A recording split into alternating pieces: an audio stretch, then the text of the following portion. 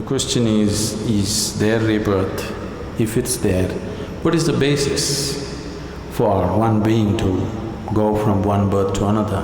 What is it that carries a person from one to another? Now if you need to understand this, you must have some understanding of the mechanics of who you are. I'm talking about the mechanics of how a human being is built. See, when you say I'm a human being, the outermost periphery is the physical body. In yoga, we look at everything as body because it is easier for you to understand that way. So we see the body as 5 dimensions or 5 sheets. Physical body is known as Annamaya Kosha. Annamaya Kosha means… Anna means the food. This is food body. Next one is called Manomaya Kosha. That means it's the mental body. The third one is called Pranamaya Kosha, which means the energy body. Physical body, mental body, energy body. All these 3 dimensions are physical. They are physical existence. Physical body is very gross, mental body is subtler, energy body is even subtler, but all these 3 are physical. It's just like the light bulb is physical, you can see that. The electricity behind also is physical, isn't it? The wire that connects is also physical, the electrons that flow through the wire also are physical existence. So similarly, physical body, mental body, pranic body, all are physical dimensions of life.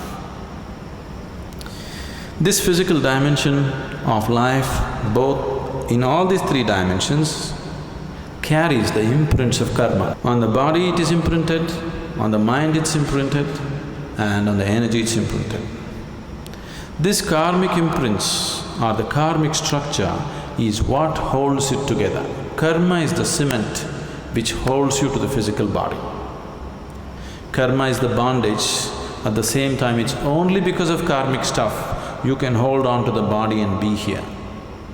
This is where spirituality seems to be difficult because if you try to take it away, it doesn't work. If you try to add, it doesn't work. You need to be just there. If you're just there, it's a moment. Now, the next 2 dimensions are called Vijnanamaya Kosha and Anandamaya Kosha. Vijnanamaya Kosha is non-physical but related to the physical. It is like a transient state. Anandamaya Kosha is completely non-physical. So, Vijnanamaya Kosha and Anandamaya Kosha means it's the bliss body. There is a bliss body inside which is 100% non-physical. It has no form of its own. Only if the energy body, the mental body and the physical body are in shape, it can hold the bliss body in shape. If these things are taken away, the bliss body will just become a part of the cosmos. So whatever you are referring to as Atman or the soul is a fiction actually. In the sense, people are describing a certain limitation of the non-physical as a soul. But the body for the soul is still your karma. If the karmic structure is completely dismantled, there is no soul, everything merges into everything else. What is referred to as Mahasamadhi or Mahaparinirvana is just this, that you slowly understand where the keys are and dismantle the karmic structure so that you become truly no more. When somebody dies, we say, this person is no more. That's not true. That person is no more the way you know them, but they still very much exist. Now if you dismantle the karmic structure 100%, now you merge with the existence. This is what is referred to as mukti, mahasamadhi. In Hindu tradition it is referred to as mukti. In yogic tradition it is referred to as mahasamadhi. In the Buddhist way it is called as mahaparinirvana. Generally in English we are saying liberation. Liberation means becoming free from the very process of life and birth and death. Liberation means becoming free from the basic structures of body and mind. And for all this, the karmic structure is the strings which hold these things together. So when a person dies, obviously the physical body is something that you borrowed from the earth. This body is just earth, isn't it? You understand? This physical body is just a piece of earth which is right now prancing around like this. But you have to pay it back, atom to atom, no interest though. But you have to pay back every atom. You won't be allowed to carry a single atom from this planet. Nobody has managed it.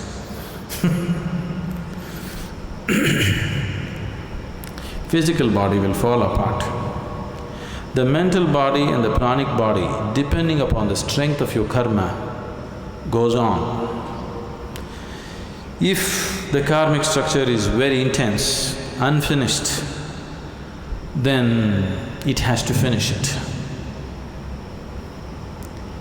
If the karma has become weak because it has run its course, then it very easily finds another body.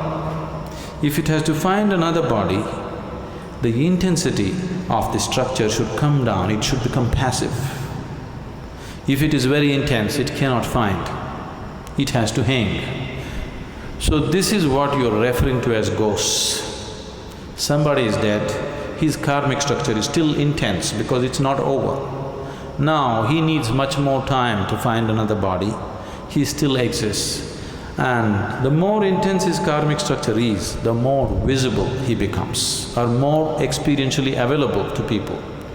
There are innumerable such beings all around you, if you whether you know it or you don't know it.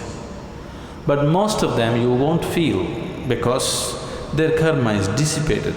They're just waiting for more dissipation before they find another body. But if their karma is very intense, this is why they told you in the tradition, if somebody dies unnaturally, either by accident or suicide or some other way, they will become ghosts. It is not so, everybody becomes. It is just that they are more experienceable. They are more available to your experience because they have more intense karmic structures. So you people may experience them little more than other beings who die of old age. If one completely completes his allotted karma for that life, he will die just like that, without disease, without accident, without any injury. When one dies simply like that, that person may find another body within hours. This is why in this tradition always they said, if one completes his life and dies peacefully, it's the best way to die because he need not hang around. Immediately it goes on. Now when you walk the spiritual path, the ultimate goal for every spiritual seeker is, he wants to break this whole process. Or otherwise, to use an analogy, we can say, what you call as my soul right now is like a bubble. The outer periphery of the bubble is your karmic structure. Inside, there is air. Suppose you blow the bubble, you burst the bubble. Where is the air? Where is your air? There is no such thing as your air, it's become part of everything.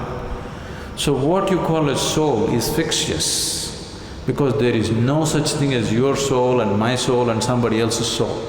Right now, this unboundedness is contained in the limited karmic structure, so it makes you believe as if this is a separate entity. If you take away the keys which hold the karmic structure, then it just collapses. So, this afterlife, next birth, don't believe all this nonsense. But right now if you sit here and just close your eyes, you can clearly see more than this body you are, isn't it?